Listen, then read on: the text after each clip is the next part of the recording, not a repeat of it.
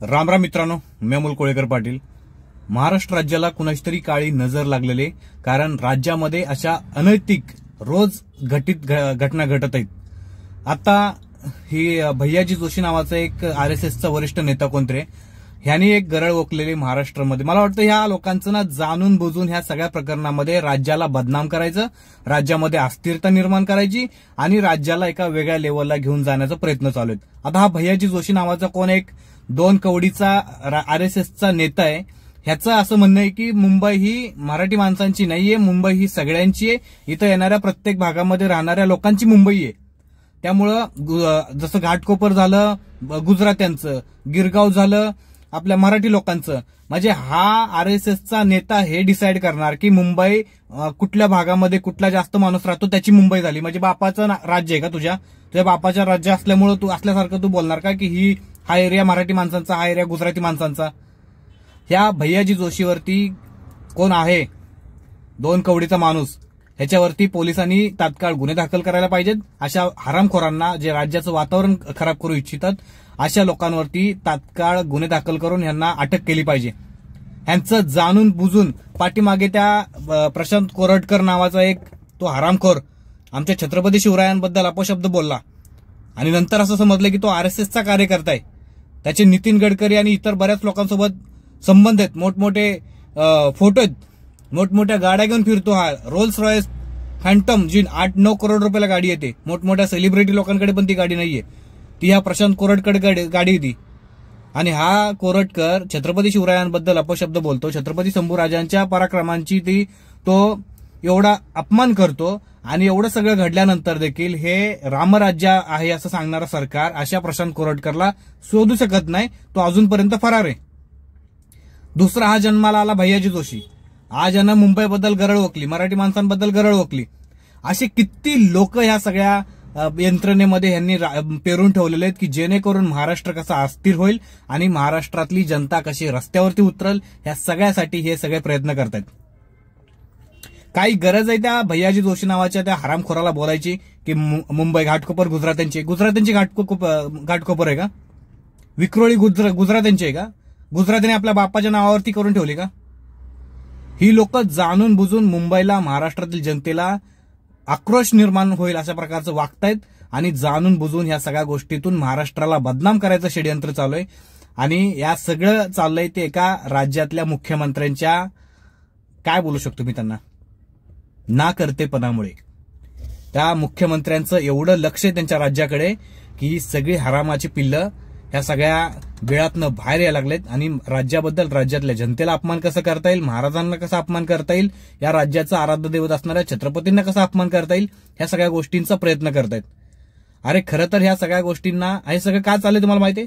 सध्या संतोष देशमुखांचं प्रकरण सगळ्यात जास्त गाजलेलं आणि ते गाजणार. जोपर्यंत वाल्मिक कराड बाकीच्या सगळ्या आरोपींना फासावरती लटकवत नाहीत तोपर्यंत हे प्रकरण शांत होणार नाही. आणि हे शांत करण्यासाठी अशा प्रकारच्या ह्या सगळ्या पिलावळांना बाहेर काढलं जाते का, हा एक प्रश्न आहे. की जेणेकरून ही सगळी मुद्दे बाहेर काढायचे आणि हे सगळी पिलावळं बोलायला लावायची आणि हे सगळे प्रकरण, जे संतोष देशमुखांचं प्रकरण, राज्यामध्ये कायदा आणि सुव्यवस्थेचे जे काही घोडे लागलेले आहेत, ह्या सगळ्या गोष्टींकडे दुर्लक्ष केलं जाऊ शकतं. म्हणून या सगळ्या गोष्टींना, या सगळ्या लोकांना बोलायला भाग पाडलं जाते का? आज जोगेश्वरीमध्ये एका 12 वर्षीय मुलीवर अत्याचार झालाय. आजचीच घटना आहे.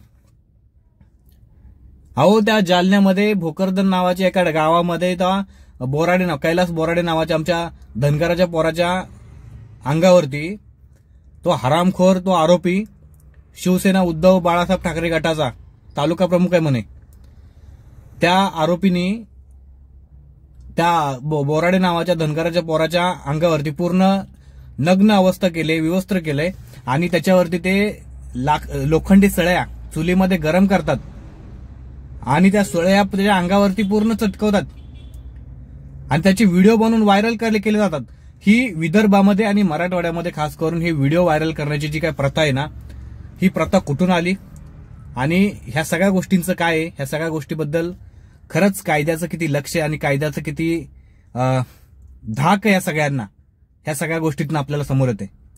बघा ना, बीडची इतकी गंभीर गोष्ट असताना, इतका महत्वाचा विषय सध्या राज्यभर चालू असताना बीडमध्ये इतकी वाईट घटना आमच्या संतोष अण्णांचे फोटो ज्या वेळेला महाराष्ट्रभर पसरले, व्हायरल झाले, अक्षरशः राज्यातल्या ज्या ज्या व्यक्तींना काळजामध्ये, हृदयामध्ये काळीज आहे, शरीरामध्ये काळीज आहे, त्या माणसाचे डोळे पाणावले. अंतरात्मा रडला त्या माणसाचा ते फोटो बघून. इतकी वाईट आणि कृत्य, म्हणजे काय बोलू आपण त्याला, जे क्रूर प्राणी असतात ना त्यांना देखील लाज वाटेल अशा पद्धतीची हत्या करण्यात आली संतोष अण्णांची. आणि ते ज्या वेळेला फोटो व्हायरल झाले त्यावेळेला देवेंद्र फडणवीस म्हणतात की आम्ही नैतिकतेच्या मुद्द्यावरती धनंजय मुंडेंचा राजीनामा घेतला. 3 महिन्यानंतर तुम्हाला नैतिकता आठवली. अहो, ज्यांनी राजीनामा दिला मंत्री महोदय, त्यांचं आजही म्हणणं आहे की माझा ह्या सगळ्या संदर्भात काही संबंध नाहीये, मी आजारी आहे म्हणून राजीनामा दिला. आणि तुम्ही नैतिकतेच्या गोष्टी शिकवता, नैतिकतेच्या गोष्टी सांगता भर मीडियामध्ये, इंटरव्ह्यूमध्ये. नक्की तुम्ही तुमच्या गोष्टी क्लिअर करा की नैतिकतेच्या मुद्द्यावरती राजीनामा घेतलाय की अजून कुठल्या मुद्द्यावरती राजीनामा घेतलाय. आणि राजीनामा घेण्यासाठी तुम्हाला एक रात्र मीटिंग करावं लागते फोटो व्हायरल झाल्यानंतर, आणि त्याच्यानंतर तुम्ही बोलताय की नैतिकतेच्या मुद्द्यावरती राजीनामा. नैतिकता कधी बोलतात? 1-2 दिवसामध्ये, 8 दिवसामध्ये, 10 दिवसामध्ये. ज्या वेळेला तुम्ही राजीनामा घ्याल, 3-3 महिने झाले, जनता थू थू थू करायला लागली तुमच्यावरती सहित, अख्ख्या राज्यातल्या नेत्यांवरती, आमदारांवरती. आणि त्याच्यानंतर तुमचं असं म्हणणं आहे की तुम्ही हे करताय, नैतिकतेच्या मुद्द्यावरती राजीनामा घेता. ह्याला नैतिकता बोलतात. असली नैतिकता असेल तर आग लावा असल्या नैतिकतेला तुमच्या. त्या प्रशांत कोरटकरला अजून पोलिसांनी पकडलेलं नाहीये. राज्याचं गृहमंत्रालय हे देवेंद्र फडणवीसांच्या हातामध्ये. हा भैयाजी जोशी अशा प्रकारची वाईट वक्तव्य करतो. त्या जोगेश्वरीमध्ये तुम्हाला सांगतो, या व्हिडिओमध्ये बघतो मी तुम्हाला एवढं सांगणार आहे की या 2-4 दिवसामध्ये किती घटना घडलेल्या आहेत.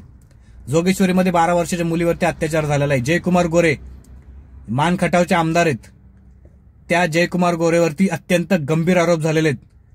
स्वराज्याचे सरसेनापती हंबीरराव मोहिते यांच्या वंशजातल्या मुलीबद्दल, महिलेबद्दल, त्या महिलेला अश्लील फोटो पाठवलेत जयकुमार गोरे यांनी. मंत्री आहेत ते. आणि त्या घटनेमुळे ते 10 दिवस जेलमध्ये देखील जाऊन आलेले आहेत.